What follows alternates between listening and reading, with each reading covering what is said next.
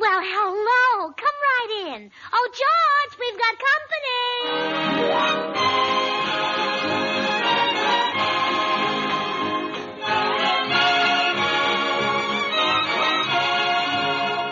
This is Bill Goodwin, speaking for Lever Brothers, makers of Swan, the new white floating soap that's pure as fine Castiles. Well, it's Tuesday night again, time for another pleasant visit with George Burns and Gracie Allen. Our guests, the Warner Brothers star John Garfield, Jimmy Cash, the Swan-Tet, and Felix Mills and his orchestra. And now meet the people who live in the Burns house, George and Gracie.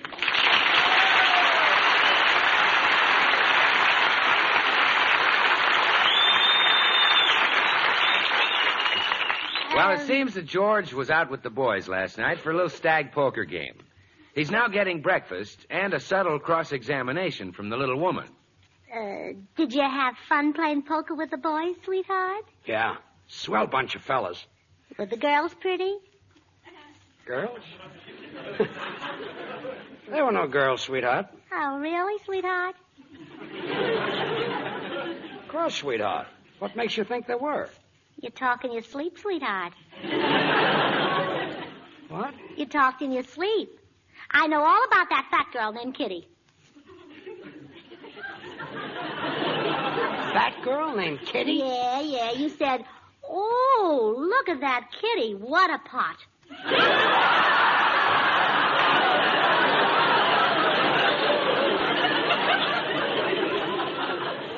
Honey, that's a poker expression. That refers to the chips on the table. Oh, I see. Were the girls pretty? Gracie, for the last time, there were just men in the game. Do you understand? Yes, dear. And all we did was play poker. Yes, dear. Shame on you for being suspicious. Yes, dear. Stop saying yes, dear. Don't you tell me what to say, George Burns. I'll say what I please, understand? Yes, dear. Every wife has a right to be suspicious. Yes, dear. And stop saying yes, dear. Don't tell me what to say. I'll say what I please. You understand? Yes, dear. Oh, stop with that. All right, darling. I'm sorry I doubted you. It's just that I'm so unreasonably jealous of you, George. Please don't think I'm silly. I don't, Gracie. I know it's hard to understand, but I love you. I love you, too. You're mine, and I'll fight to keep you. It's instinct. All right, dear. Just like a dog fights to keep a worthless old bone.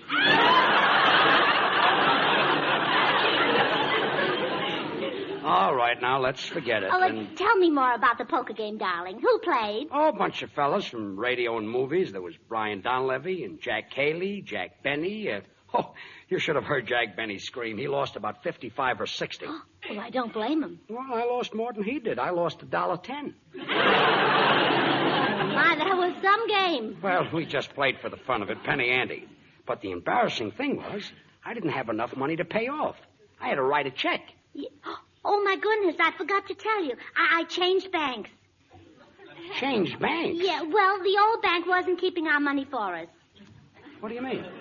I went in to make a deposit, and as fast as I put money in, the clerk at the next window was handing it out. Gracie, why didn't you tell me you changed banks? Now, the check is no good. John Garfield will think I'm a... He'll absolutely think I'm a Welcher. John Garfield? Is that who you gave the bad check to? Yes. Oh, George, he'll kill you. Kill me? Well, isn't he a gangster? Gangster? Have you ever met him? No, I've never even seen him. But I know he's a cold-blooded murderer who robs the very people he works for. What? Well, it said right in Llewellyn Parsons' column, John Garfield, Hollywood's #1 killer, steals new Warner Brother picture. Oh, sure. He kills about 30 or 40 people a season. You see? Well, I better hurry to the bank and straighten this out. Oh, George, don't leave the house without a bodyguard. Goodbye, dear. Oh, but those gangsters are desperate men. Hi, folks. Hello, Bill. Goodbye, Bill. Gracie, what's the matter with George? Oh, Bill, they may shoot him. Why, did he break a leg? No. He gave a gangster a bad check for $1.10. Oh, Gracie, is that all you're worried about? Well, don't laugh. You're just like George. You don't know the code of the underworld, but I do. They'll shoot 'em and tie weights on 'em and put 'em in a barrel of concrete and throw 'em in the river. And George can't swim. Oh, I wouldn't worry, Gracie. But, Bill, you don't know those gangsters. Oh, yes, I do. A bunch of them tried to hold me up one night. Well, what did you do? Well, quick as a flash, I whipped out my .32. Gee. Just happened to be carrying 32 bars of Swan. Well, sir, word must have gotten to the underworld about Swan being 4 soaps in one, because those gangsters started fighting among themselves and beating each other over the head to see who'd get the soap. Oh, I saw a crowd of women do the same thing at the market yesterday. Oh, sure. Everybody fights for Swan, the new white floating soap. They know it's great for your hands and face, wonderful for bathing the baby, and perfect for dishes and light laundry. 4 swell soaps in one, a great wartime buy. Oh, Bill, I don't think you're taking this seriously. I'm worried about George.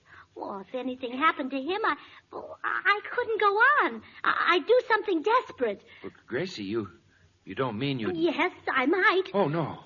No, not that. I wouldn't let you, Gracie. I wouldn't let you stop washing the dishes with Swan. Well, gee, Gracie, that'd be awful.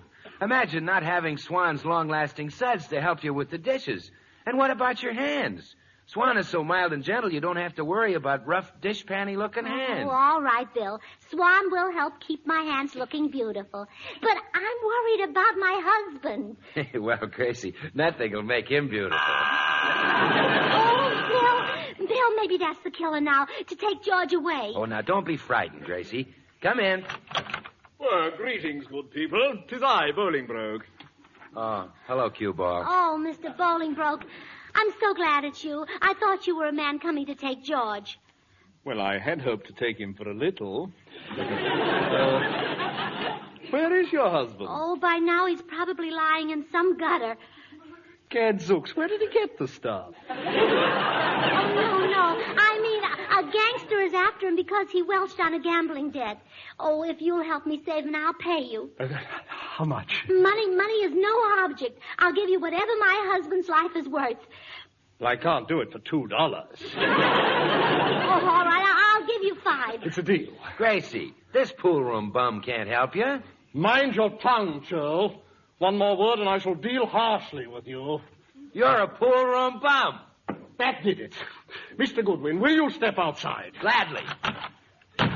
Well, that got rid of him.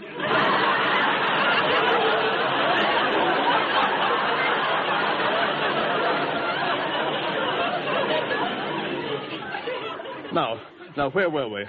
Oh, yes. I shall arrange an appointment for you with Big Louie. He can save your husband. Who's Big Louie? Oh, the king of the underworld. Through my connections at the Billiard Emporium, I happen to know his hideout. Whereabouts? Oh, wonderful. I'll go and see him right away. One word of caution, and don't breathe this to a soul. Big Louie has been on the lam for several weeks. Well, that's nothing to be ashamed of. We haven't been able to get beef for months.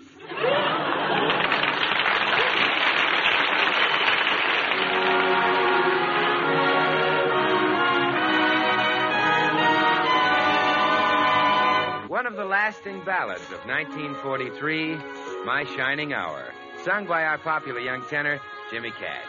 James?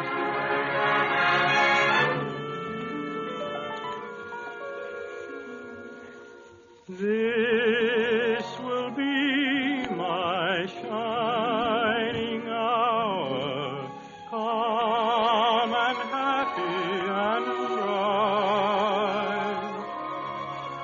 In my dreams your face will flower through the darkness of the night. Like the lights of home before me, or an angel watching o'er me. This will be my shining hour till I'm with you again.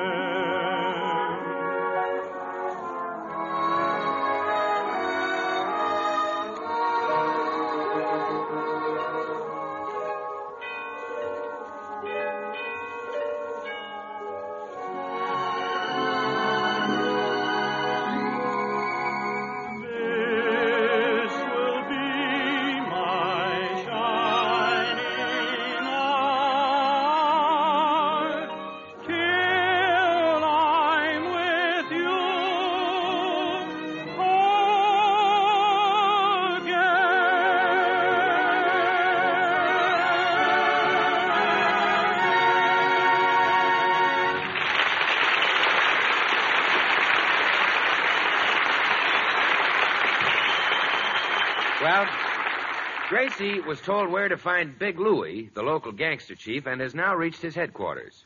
She plans to enlist his help by pretending to be one of his own kind. Hello. Are you Big Louie? Yeah, that's right. Who are you? I'm Little Gracie. Little Gracie? Yeah. I'm married to Short George. I never heard of him. How'd you get in here, anyhow? Bolingbroke sent me. Oh, cue ball.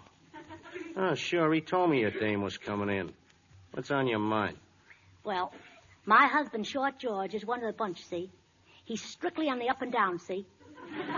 He's got himself in a jelly, see? You mean in a jam? What, jam, jelly? He's in it up to his puss. What kind of trouble is it? He got in a poker game, and John Garfield took him to the presses. Wait a minute. You mean there's a guy named John Garfield muscling in on a gambling racket? Yeah. He's a regular scareface. The police are trying to pinch him on the hot seat.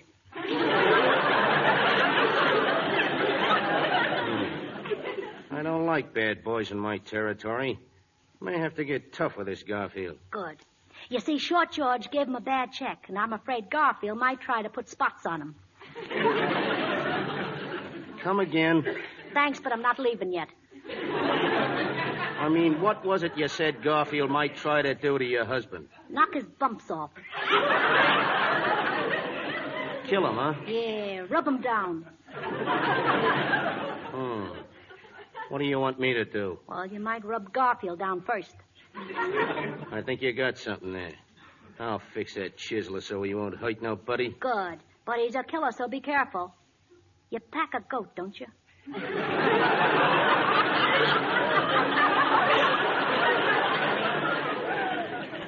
If that's a gat, yeah, I do.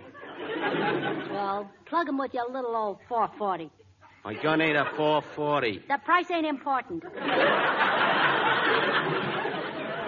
Okay, just leave everything to me. So long, Skate. Goodbye, Pants.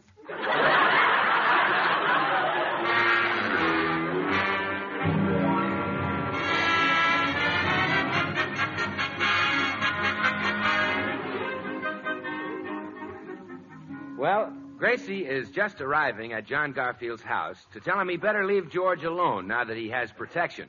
She knocks on the door. The door opens, and there stands John Garfield.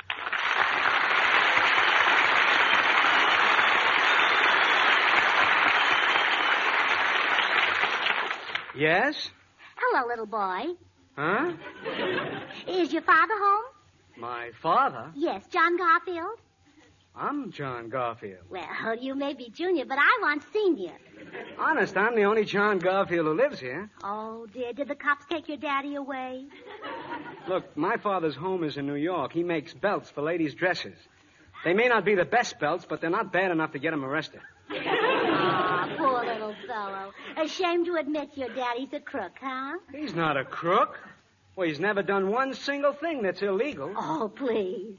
Well, I mean it. Why, during Prohibition, he was the only guy in the neighborhood who didn't make gin. All the neighbors had to come up to our house to take a bath. Now, you're a good little boy trying to protect him. But I happen to know that he was in a poker game last night and won a lot of money from my husband. So that's it. He sent you up here to try to get the money back. Well, it won't work, Mrs. Benny. I'm not Mrs. Benny. I'm Mrs. George Burns. Well, gee, is he that way, too? Oh, Sonny, I wish you wouldn't pretend that you play poker. Anyone can see that you're more the post office type. Mrs. Burns, I'm considered a very good poker player. May I give you a little test? Why, sure. Do 3 straights of a kind beat a flush house? Huh? Aha, naughty boy. I knew you were only fooling. Wait. I'll settle this. I've still got your husband's check. Here it is. Yeah. What? It really is. Now, do you believe I'm John Garfield? Well, I guess I'll have to. What's so funny? Oh, I can hardly wait to tell all my friends that the John Garfield they think is so tough is really a darling boy who hasn't shaved yet. Mrs. Burns, I have a very heavy beard. Really? Oh, I bet the other little kids were jealous when you wore it in Halloween. Look, I wish you'd cut that out. I'm a tough guy. I'm a menace. Oh, pooh. You've been seeing too many Humphrey Bogart pictures. Goodbye, Johnny.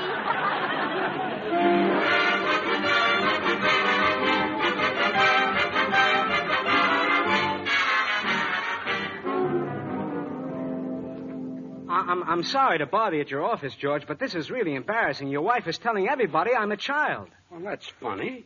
This morning she thought you were a gangster. What changed her mind? She got a look at me. It always happens. All the women think I look like a kid. It's not fair. Of course it isn't. Well, I can no more help looking young than you can help looking the way you do. Yeah, I guess so. It spoils a lot of fun, too. Yesterday, George Raft and Cesar Romero and I were standing on the corner making with the wolf whistles. Yeah? Well, Raft got a beautiful blonde, and a blonde, too. Romero got a beautiful brunette. And you? I wound up with a red-headed truant officer.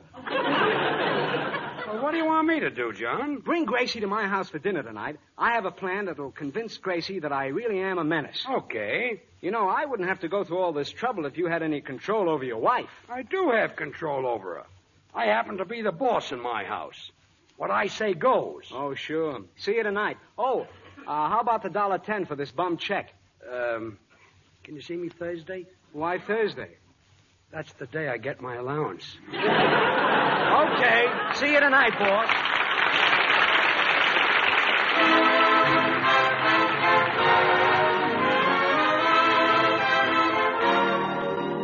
Time for Felix Mills and his orchestra.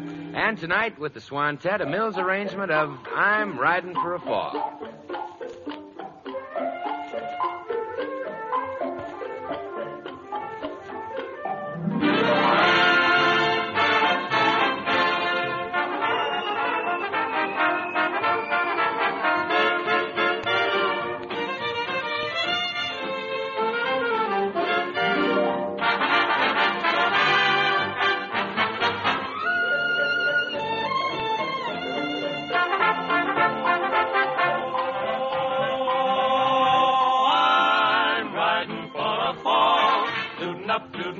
Shirts and ties for the gal with the big blue eyes.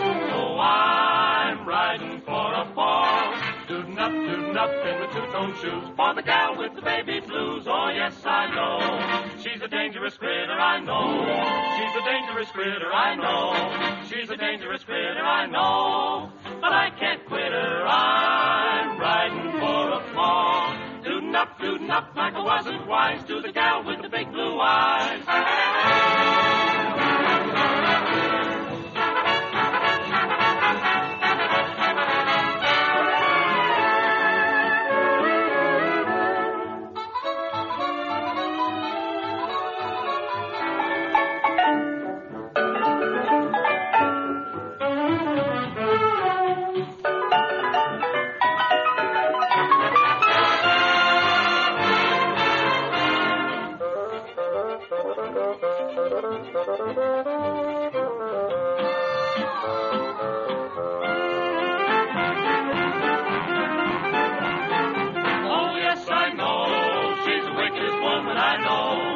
Wickedest woman I know. She's the wickedest woman I know. But I'm so human, I'm riding for a fall. Tootin' up like I wasn't wise. Tootin' up like I wasn't wise. Tootin' up for the gal with the big blue eyes.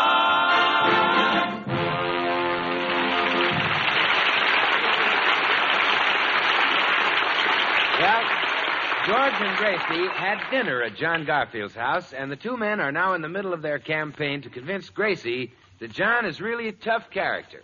Go on, John. What did you do then? I said, take that, you squealer, and I shot him full of holes. Gee. Then I jammed his body in a trunk, put it on the train, and took it back to Brooklyn.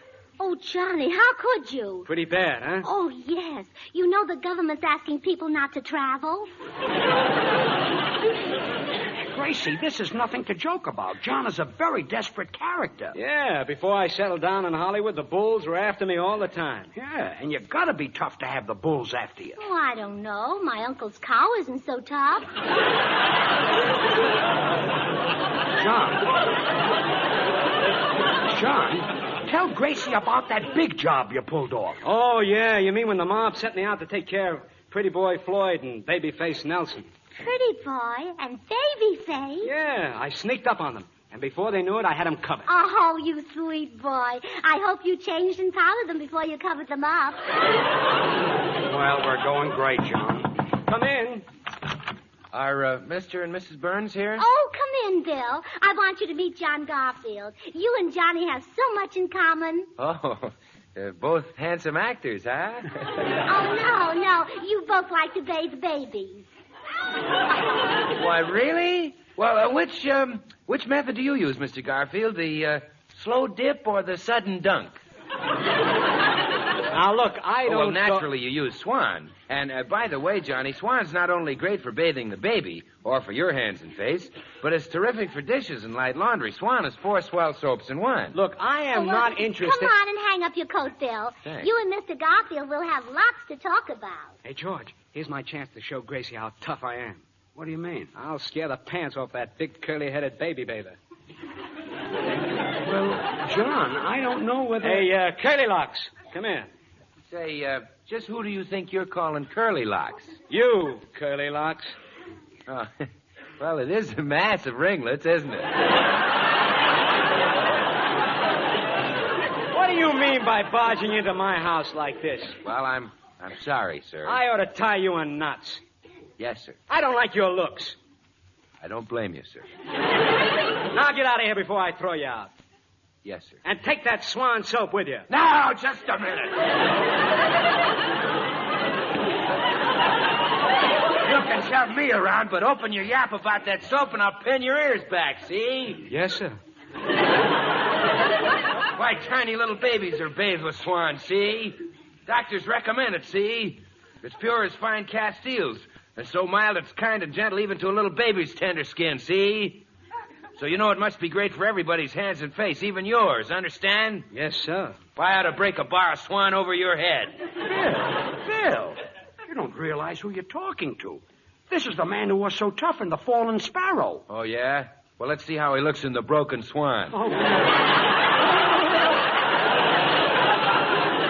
Well, George, he could use half in the bathroom for his tub or shower and half in the kitchen for his dishes and light laundry. Bill, here's your coat. You better leave. You're spoiling everything. Well, okay. But just one more thing, Mr. Garfield. what? Happy New Year. Mr. Garfield, why do you want people to think you're so tough? Because if you keep telling people I'm not, it'll hurt me in pictures. Oh, don't worry about pictures. You get lots of offers now that Donald O'Connor is being drafted. John, can I speak to you alone for a moment? Oh, sure. Excuse me, Gracie. It's not going so well, John. We're not licked yet, George. What time is it? 7:30? Good. He's due right now. Who? Well, I hired a down-and-out ham actor to come in and pose as a gangster. I'll slap him around, and Gracie will be convinced. That's funny. I had exactly the same idea. That must be my stooge now. Let's go. Oh, sounds like company, Johnny. Isn't it late for your little friends to be up? Well, I wasn't expecting anyone. Come in. Elevate your hands. 'Tis I, the masked marauder. Your money or your life? Drop that gun, you rat. I'll teach you to threaten John Garfield. Oh, please, Mr. Garfield, have mercy. Oh, you're choking me to death. My neck has been torn from my foul body. My eyes are bulging from my villainous head. Oh, bravo, Mr. Bolingbroke. You're giving a great performance. Thank you, Mrs. Burns. Oh, spare me. My tongue is hanging out. Wait a minute. Mrs. Burns, you know this man? Well, yes, he's one of my best friends and a marvelous actor. Why, you're too kind, dear lady. Oh, it's more than flesh can endure. I'm dying. Oh, shut up. Sir, how dare you interrupt my big scene? The end is near. Blood is pouring from my quivering nostrils. Shut up, the act's over. You Hollywood upstarts have no understanding of the soul of an artist. Give me the $5 you promised and I will go. Yeah, and I'd like to punch you right in the nose. Very well, but that'll cost an extra $1. Get out. All right. I admit I staged that, but Mrs. Burns, I really am a tough guy. Believe me. Oh, I do believe you. You're terribly tough. You frightened me to death. Oh, stop. Don't nobody move. I'm looking for John Garfield. Oh, my goodness. Ah, hiya, Skirt. Hello, Pants. Huh? Oh, Mr. Garfield, you better run. This man will kill you. Hey, George, you picked a good actor. Even your husband thinks he's a gangster. Huh? But I don't... Hey, stupid. Are you John Garfield? No, sir, I'm George Burns.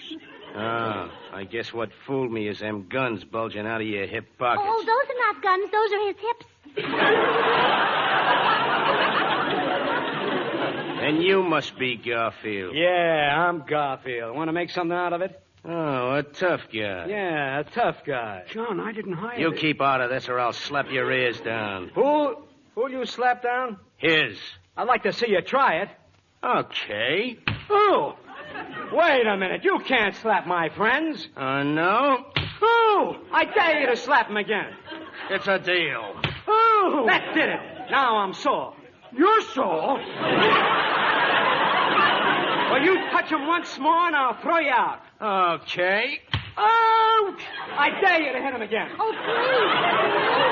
Garfield, if you get any tougher, George won't have any teeth left. Stand aside, Gracie. I'm throwing this big palooka right out. Ow! Ow! Now get out and stay out. Oh, my goodness, you really did throw him out. Of course I did. Oh, I apologize, Mr. Garfield. Anyone who can throw Big Louie around is really tough. Big Louie? You mean that was really Big Louie, the king of the underworld? Oh, sure. Oh, Mr. Garfield. Mr. Garfield, you better get some water. George has fainted. Well, I guess I'll have to get the water myself.